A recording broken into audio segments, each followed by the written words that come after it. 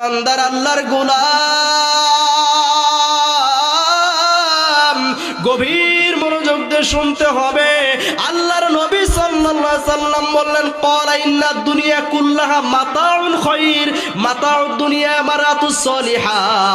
পুরো দুনিয়াটা হলো সম্পদ, এর মধ্যে সর্বশ্রেষ্ঠ সম্পদ হলো সতী সাধবী নারী। বলুন সুবহানাল্লাহ।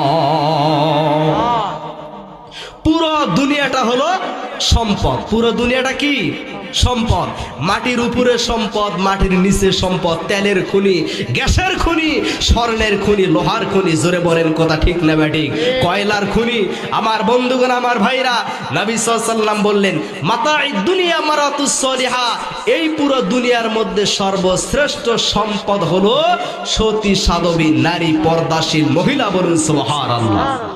আমার বন্ধুগণ, আমার ভাইরা, আপনার বাড়িতে যদি 2 ভরি 3 ভরি স্বর্ণ থাকে, এই 2 ভরি 3 ভরি স্বর্ণ নিয়ে আপনি কি বাজারে ঘুরবেন? জোরে বলেন, বাজারে ঘুরবেন? আপনি কি সারিয়াকান্দি প্রেম যমুনার ঘাটে যাবেন? জোরে বলেন, যাবেন? আপনার কাছে 5 লাখ টাকা আছে, এই 5 লাখ টাকা কি আপনি শোকেজের উপরে রাখবেন না শোকেজের ডয়ের মধ্যে রাখবেন? ডয়ের মধ্যে রাখবেন।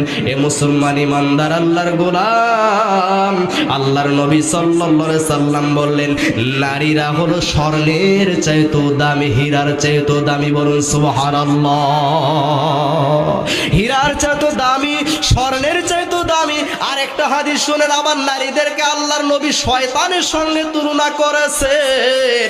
আল্লাহর নবী সাল্লাল্লাহু আলাইহি সাল্লাম বলেন, মহিলারা যায় শয়তানের আকৃতিতে, আসে আবার শয়তানের আকৃতিতে। কোন মহিলাকে দেখে যদি তোমাদের ভালো লাগে, তাহলে বাড়িতে যায় তোমরা স্ত্রীদের সঙ্গে সহবাস করবে, এর ফলে মনের মধ্যে যেটা আছে ওটা দূর হয়ে যাবে। বলুন সুবহানাল্লাহ।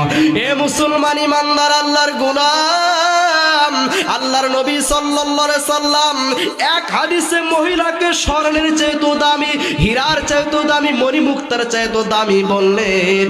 আর এক হাদিসে মা বোনদেরকে শয়তানের সঙ্গে তুলনা করেছেন। বলেন নাউজুবিল্লাহ।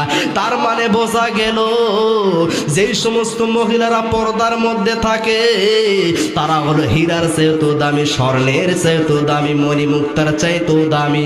বলুন সুবহানাল্লাহ।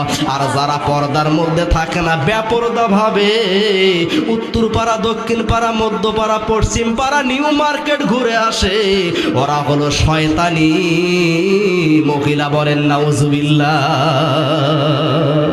দায়ুস কাকে বলা হয় জানেন?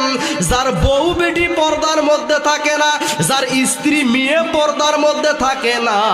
আল্লাহর নবী সাল্লাল্লাহু আলাইহি সাল্লাম বললেন, এই পুরুষের জন্য আল্লাহ জান্নাত হারাম করে দিয়েছেন। বলেন নাউজুবিল্লাহ।